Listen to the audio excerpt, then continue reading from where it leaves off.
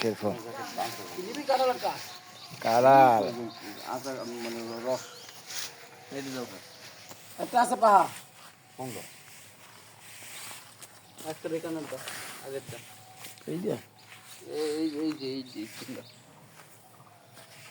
যে নাকি? না এই যে ওই যে এই যে এই যে গাছপা।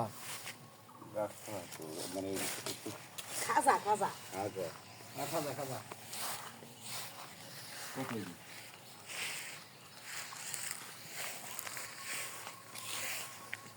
কাঁঠাল কাঁঠাল 40টা দিবি